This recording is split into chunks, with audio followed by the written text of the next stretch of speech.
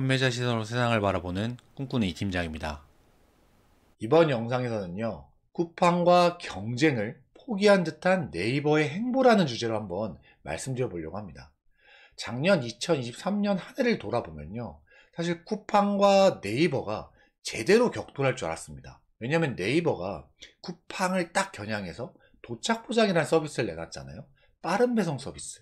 그래서 쿠팡과 네이버가 제대로 한판 붙어보지 않을까라고 생각을 했었는데, 사실 2023년 작년 한 해를 돌이켜보면 쿠팡과 네이버의 양강의 싸움이 아니라 사실 쿠팡이 어느 정도 이커머스 플랫폼의 독주 체제를 갖췄다라고 그렇게 요약을 좀 해볼 수가 있을 것 같습니다.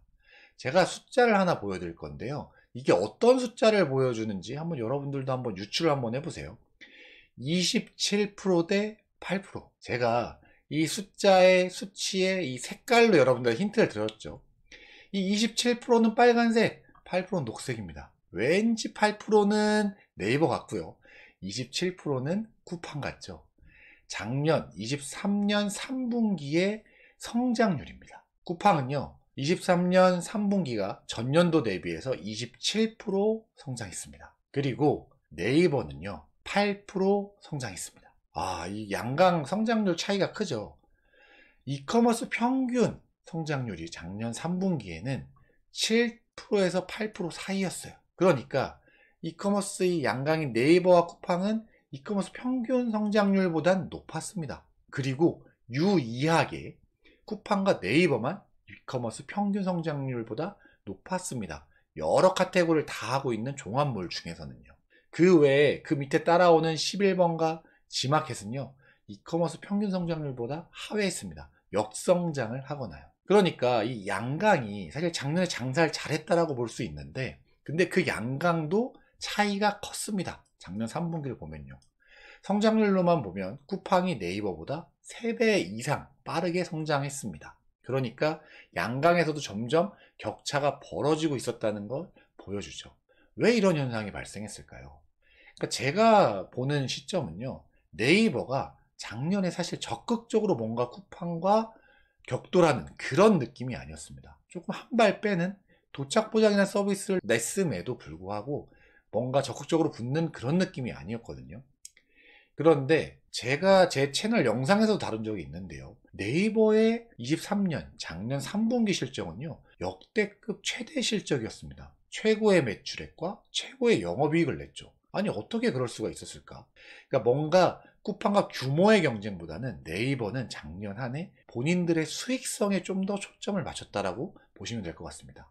이 네이버 도착 보장이요, 2022년 11월 달 요때 처음 막 얘기가 나오기 시작합니다. 그리고요, 12월 달, 22년 12월 달에 시작을 하죠. 그래서 23년에 이 도착 보장 제대로 쿠팡과 붙어보겠다, 이런 느낌이었는데요. 어떻게 됐었냐면 초반 광고 푸시는 막 했죠. 22년 하반기, 23년 상반기예요. 그런데 딱 그 초반에 반짝하고 그 뒤에는 그냥 뜨뜨미지근한 거예요. 제가 네이버를 들어가서 봤을 때 뭐 네이버 메인의 초반에는 도착 보장의 어떤 광고하는 것들이 정말 많이 떴었거든요. 유튜브 광고도 그렇고요. 그런데 그 뒤에는 별로 보이지 않아요. 그래서 사람들이, 소비자들이 이 네이버 도착 보장에 대해서 아직도 모르는 소비자들이 많습니다. 네이버 도착 보장이 뭐야? 빠른 서비스인가? 물론 그 딱지 자체가 빠른 서비스 같죠. 이름 자체가. 그러니까 그렇게 보고 생각할 수 있겠지만 잘 모르는 사람들이 많습니다. 쿠팡 로켓 배송은 누구나 다 알잖아요. 새벽에도 오고, 당일에도 오고, 내일 오고, 빠르게 오는 서비스. 네이버 도착 보장 서비스는 빠른 서비스인가? 이런 느낌의 갖고 있는 소비자들이 많다는 거죠.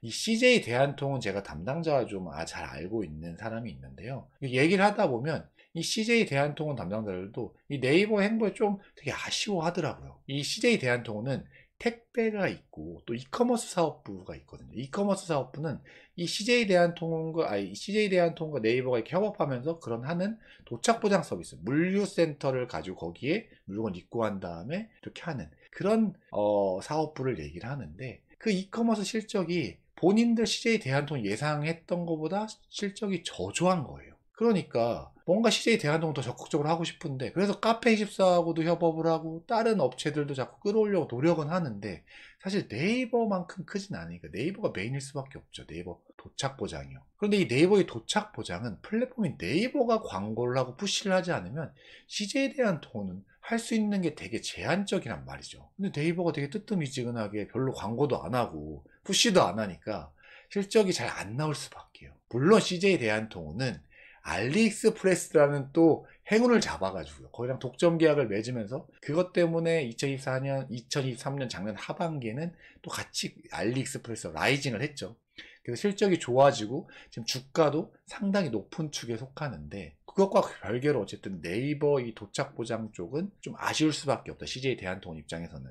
CJ 쪽에서는 지금 전사적으로 올리브영, CJ 제일제당, CJ 이 대한통운, 뭐 그리고 티빙 이런 쪽에서 쿠팡과 지금 다 싸우고 있거든요. 이게 좀 제대로 붙어줬으면 좋겠는데 그걸 네이버가 앞서서 안 하니까 아쉬울 수밖에 없는 거죠.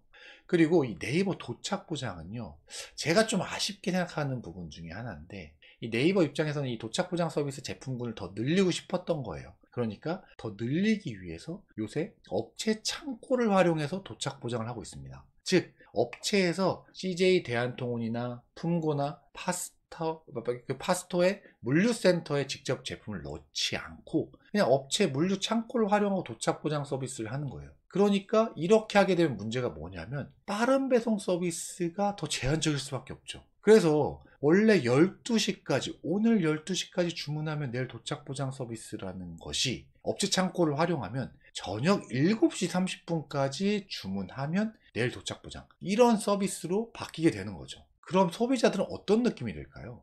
크게 빠른 서비스라고 생각을 안 할 것 같다는 생각 들지 않으세요? 이 네이버 스마트 스토어에는 이 도착 보장 말고 그 전에 이미 오늘 출발이라는 딱지가 있었어요. 오늘 주문하면 오늘 출발하겠다. 그럼 보통 내일 도착하니까. 이제 그 딱지가 있었는데 그것과 네이버 도착 보장이 별로 차이가 안 나는 느낌?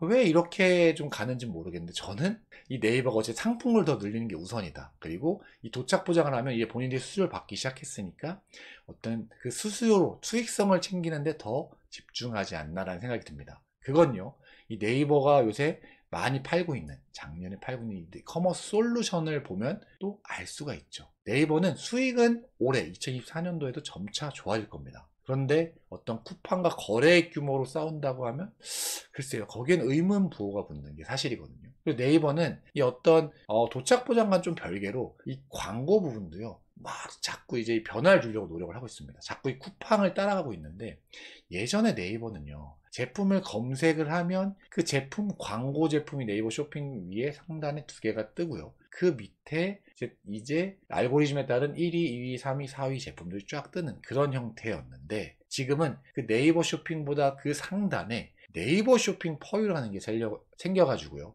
사용자 기반, 사용자가 그 전에 어떤 제품들을 클릭하고 구매했는지 그걸 바탕으로 추천하는 상품들이 먼저 6개가 뜹니다. 요거는 쿠팡과 되게 유사하죠. 쿠팡에서는 이미 그렇게 하고 있었는데, 여러분들이 똑같은 물티슈를 검색을 하더라도요, 쿠팡은 제가 검색하는 것과 제 와이프가 검색하는 게 다릅니다. 상품들이 다른 게 떠요. 사용자 기반에 따라서 다른 상품들을 띄워주는 건데, 그걸 네이버가 비싸게 따라가는 거죠. 그리고 예전에는 네이버 쇼핑 영역 내에서도요, 제일 위에 상단 두 개가 광고 제품이었어요. 그런데 그 광고하는 것들 상단 첫 번째, 두 번째가 아니라 하단에 놓기도 하고요. 뭐 상단에 하나, 하단에 하나 이런 식으로 막 나눠 놓으면서 자꾸 변화를 주고 있습니다. 요게 사실 쿠팡의 영향이라고 저는 보는데, 뭐 어뷰진과의 싸움이기도 하겠죠.